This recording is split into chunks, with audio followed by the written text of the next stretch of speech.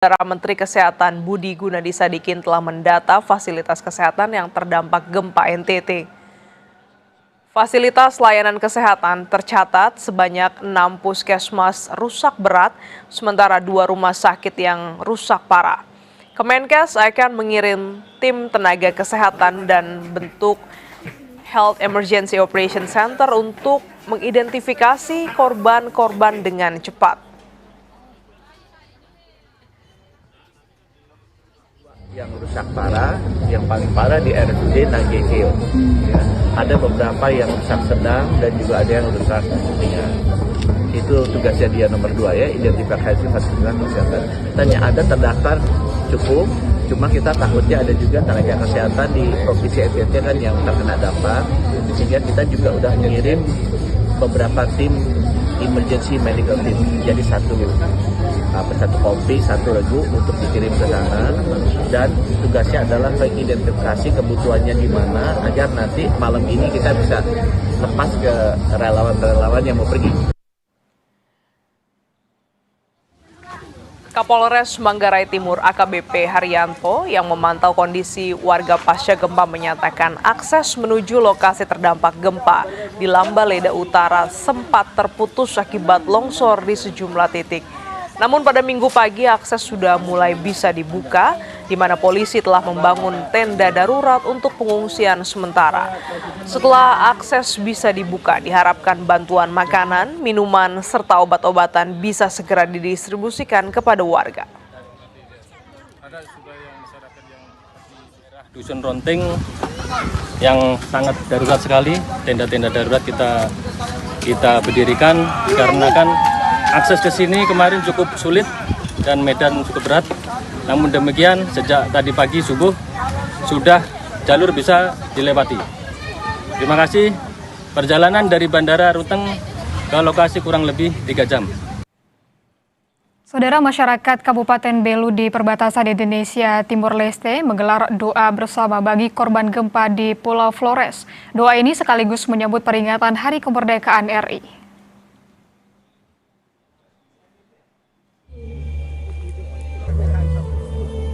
Ratusan warga dan mahasiswa di Desa Tulakadi, Kabupaten Belu, Nusa Tenggara Timur menggelar doa bersama dan menyalakan lilin sebagai duka atas bencana gempa bumi yang menghantam Pulau Flores pada Minggu malam.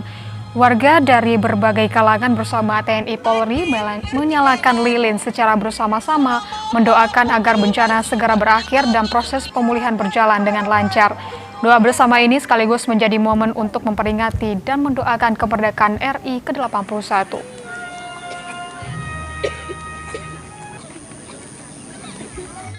Malam ini sebelum menjelang hari H17 Agustus kita buat kegiatan seperti ini sehingga kami di Tapal Batas ini merasa prihatin terhadap apa yang dialami oleh mereka di sana.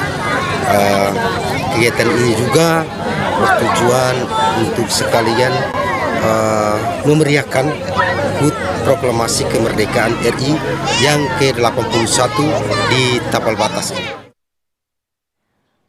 Informasi terkini penanganan bencana gempa NTT akan dilaporkan jurnalis Kompas TV Kalix Taus dari Kupang, Nusa Tenggara Timur. Selamat pagi, Kalix. Untuk di Kota Kupang, titik mana saja yang menjadi fokus pencarian dan juga penanganan korban? Baik, Glenis dan juga saudara, dapat saya informasikan bahwa memang untuk titik pencarian korban sendiri terkait kasus, maksud saya terkait bencana alam yang terjadi di Kabupaten Nagekeo, Nusa Tenggara Timur, memang saat ini tim gabungan berfokus pada titik-titik yang memang terdampak berat akibat gempa yang terjadi di sana. Sehingga memang informasi yang kami dapat bahwa sampai pagi hari ini tim gabungan masih mulai akan mencari pencarian di wilayah yang memang menjadi titik paling terberat akibat gempa tersebut, Glenis. Ya, bagaimana juga dengan akses? Karena gempa tidak hanya merusak bangunan rumah, tapi juga sejumlah infrastruktur.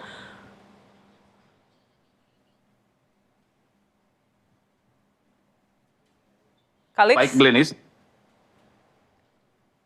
Ya, silakan Kalix. Baik, Glenis, sampai hari ini memang sejumlah informasi yang kami dapatkan bahwa memang ada berbagai informasi bangunan atau infrastruktur memang rusak berat akibat gempa yang terjadi, sehingga memang tim gabungan pada hari ini juga hari ketiga pencarian ini akan berfokus ke wilayah-wilayah itu sehingga bisa mencari apakah ada tambahan korban atau seperti apa di sana, begitu Glenis. Bagaimana dengan pemantauan Anda, Kalix? Apakah gempa susulan masih terjadi hingga pagi hari ini? Baik Glenis, sampai saat ini gempa susulan masih terjadi di wilayah Flores.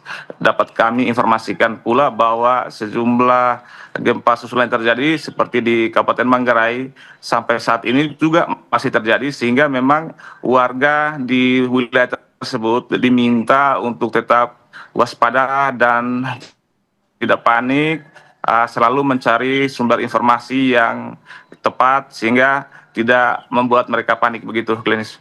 Bagaimana dengan listrik dan juga air bersih? Apakah sebelumnya kan listrik sempat padam? Kalix, apakah sudah mulai kembali menyala?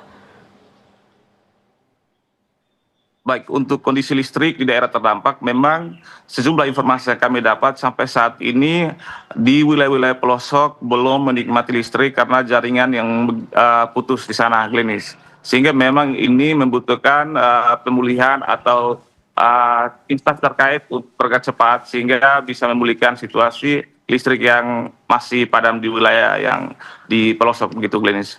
Hingga hari ini listrik masih padam, bantuan terus diupayakan untuk bisa menjangkau para pengungsi untuk wilayah-wilayah yang paling terdampak melalui pembukaan jalur tentunya. Terima kasih jurnalis Kompas TV Kalix Taus atas laporan Anda.